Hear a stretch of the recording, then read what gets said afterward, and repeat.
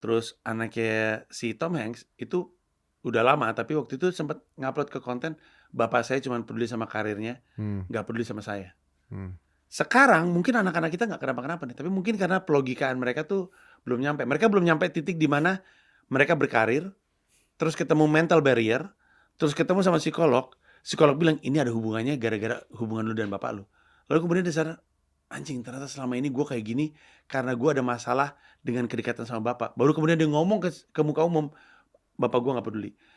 Tom Hanks berhentiin semua kerjaannya, nyamperin dia, terus bilang, "Iya, gue salah. Gue bisa berbuat apa?" Tapi itu pernyataan, itu menohok sekali. Bahwa anak-anak kita nggak punya masalah sekarang, bukan berarti mereka nggak akan mempermasalahkan nanti. Karena buat gue, momentum bahwa presence orang tua ada tuh lebih penting dibandingin duit loh sebenarnya.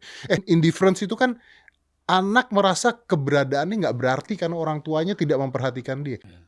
Very important loh. Iya. Nah, cuman emang kan orang tua sekarang itu kan menurut gue ya, kan kita juga harus mempertahankan karir.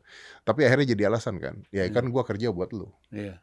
Iya. Enggak bos, kadang-kadang orang tua kerja buat dirinya sendiri Betul. bos, bukan buat anaknya bos. Ngomongnya mungkin gitu. Ngomongnya mungkin gitu, actually no, dia Iya. kerja buat diri dia sendiri. Iya. Tapi kalau gua ngeliat lu dari video lu yang kemarin sama Dito, ya kan? Tau nggak, ternyata secara psikologis itu hal paling penting buat anak dari kecil Tapi adalah orang tua mengatakan I'm sorry. Tapi gue tuh ya, di antara semua yang gue khawatirkan dalam hidup, yang mana nggak banyak, tapi di antara semua yang gue khawatirkan dalam hidup, itu hubungan antara gue dengan anak. Itu sangat gue takutkan. Dalam hidup gue sejak 2012 sampai 2026, dari seluruh hari-hari yang terjadi itu, hampir mayoritas dari hari-hari tersebut tidak ada di kota yang sama dengan mereka. Nah, inilah yang membuat gua khawatir, karena sekarang mungkin akan baik-baik aja. Tapi anak kita ketika SD dan ketika remaja dan ketika dewasa itu bisa beda sama sekali. Gua ke psikolog, gua punya psikiater, gua diskusi sama orang-orang yang serupa sama gua.